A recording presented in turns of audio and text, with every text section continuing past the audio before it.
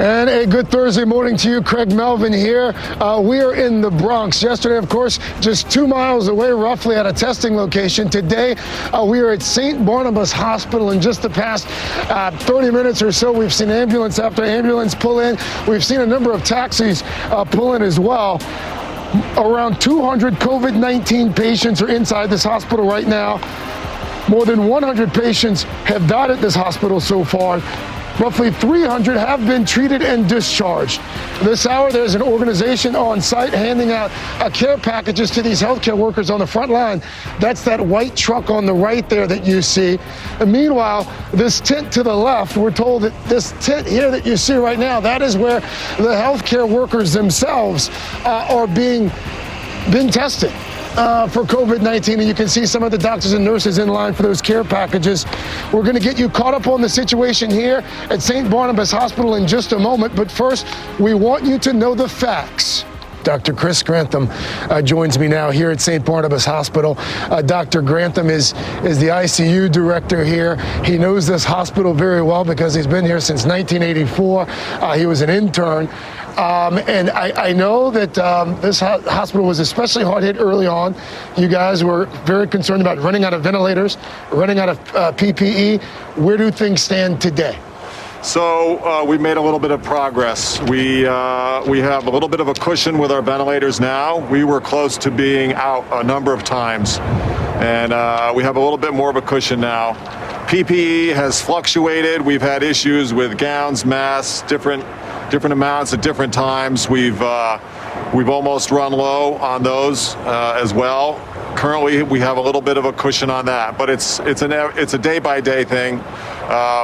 We work on all the supply lines. We'll take donations. The administration's really working nonstop to keep the gear there for the staff on the front lines who really need it to protect themselves. Those ICU nurses, Dr. Grantham, how are they doing?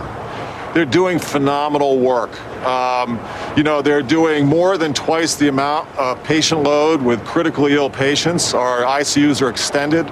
We have normally 10 to 15 ventilator beds in our hospital. We have close to 80 ventilated critically ill patients at the current time. The nurses are extremely extended. The work they're doing is nothing short of heroic. They're really on the front lines. They're putting themselves at risk working in this environment. Unfortunately, we've had staff members get this illness, and we've had valued staff members here who have died from this disease. And it's devastating. It's taking a very terrible toll.